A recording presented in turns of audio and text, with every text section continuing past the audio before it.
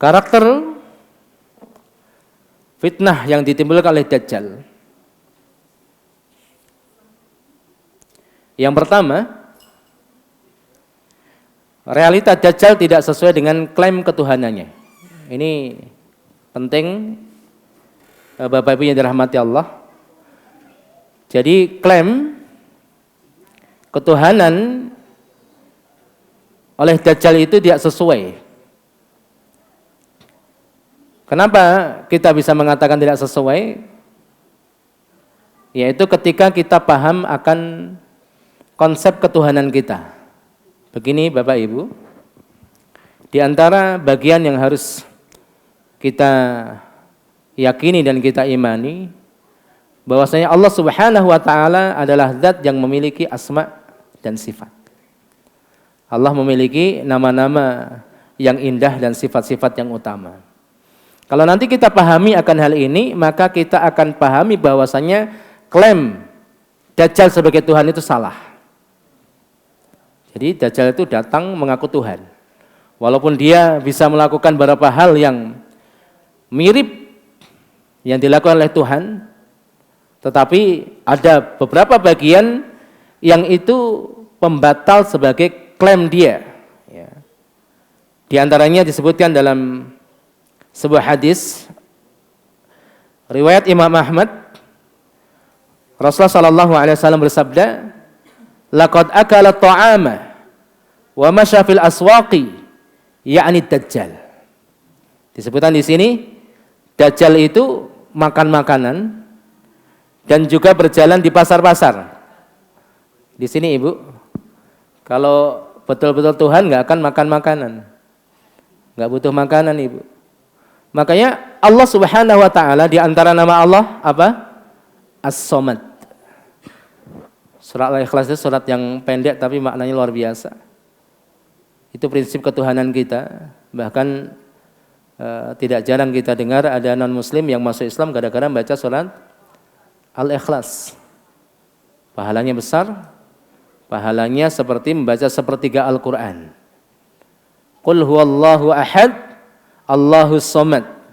Katakan Allah itu Esa, Allahus Somad, Allah itu tempat bergantung. As-Somad.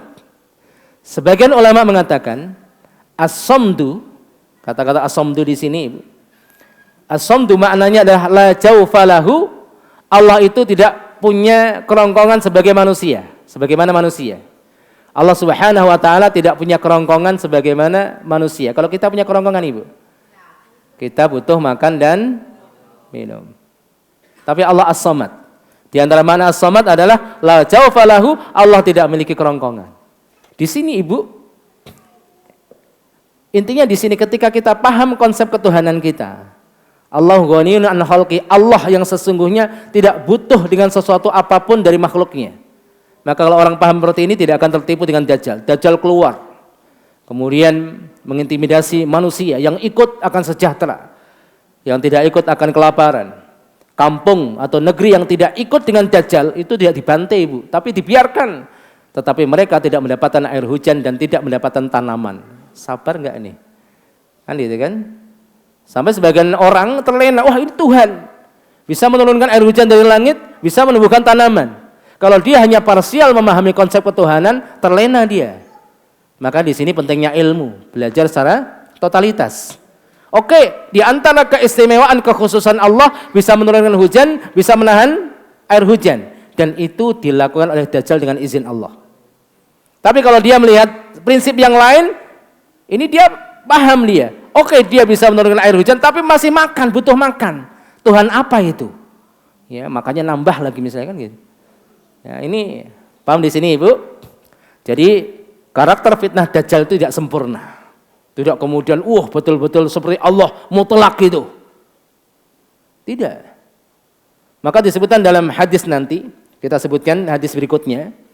Jadi ini satu poin yang mengajarkan kepada kita, kalau kita memiliki ilmu dan paham akan konsep ketuhanan kita, maka kita tidak akan tertipu dengan rayuan Dajjal yang mengaku sebagai Tuhan di akhir zaman. Nah, di sini terkait dengan klaim Dajjal, Bapak Ibu yang dirahmati Allah, jadi memang fitnah yang luar biasa ya Bapak Ibu. Tapi kalau orang paham akan karakter Dajjal, itu berbeda dengan sifat Allah Rabb kita. Allah Maha sempurna, tidak ada kecacatan, Allah itu sempurna. Allah sempurna zatnya, sempurna sifat-sifatnya, tidak seperti Dajjal.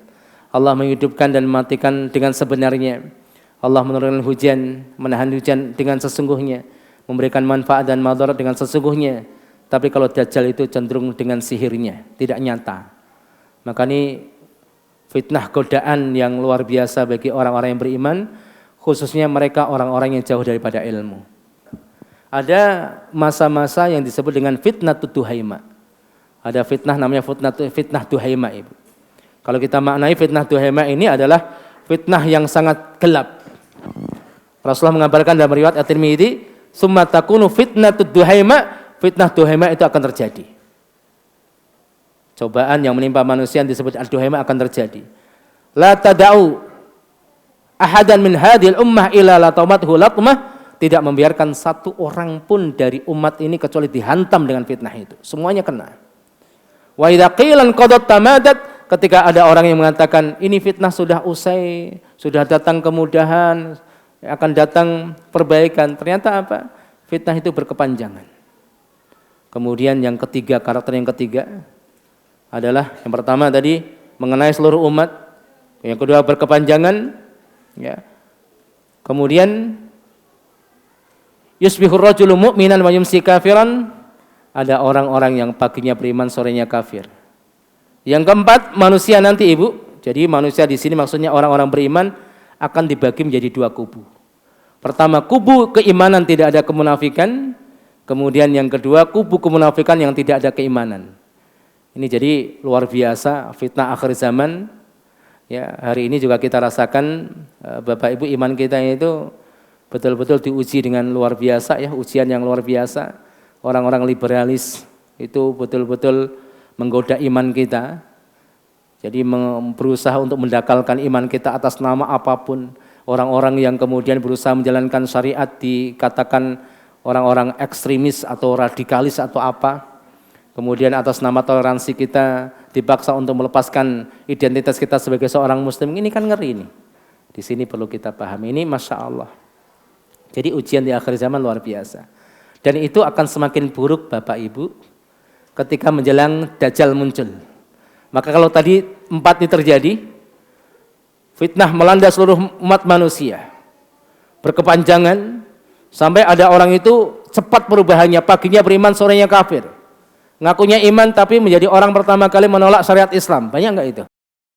Banyak Ibu. Kalau Islam ya Islam, tapi ya kalau ngomong Islam di masjid saja kan gitu. Umat Islam kok bicara politik kan gitu kan? Katanya Ustadz Kiai kok bicara politik. Berarti yang boleh bicara politik para penjahat ya Ibu. Kan gitu. Di sini. Jadi pagi beriman, sore kafir.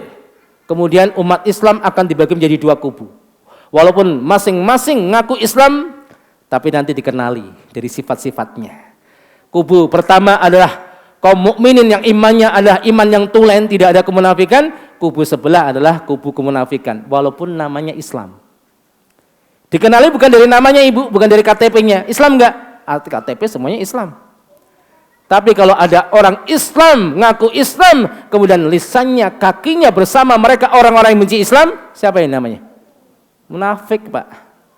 Jadi munafik itu akan hadir dengan sifat-sifat yang sama, walaupun tokohnya berbeda-beda. Di setiap zaman akan ada. Sampai di akhir zaman seperti itu. Umat Islam akan ada dua kubu, kubu kemunafikan, kubu keimanan. Kata Rasulullah, fa idza kana dzakum fangtadirud dajjal min yaumihi aw min ghadih. Kalau itu terjadi, maka tunggulah Dajjal keluar di hari itu atau di esok harinya. Jadi bisa disimpulkan masa-masa menjelang Dajjal muncul itu godaan luar biasa.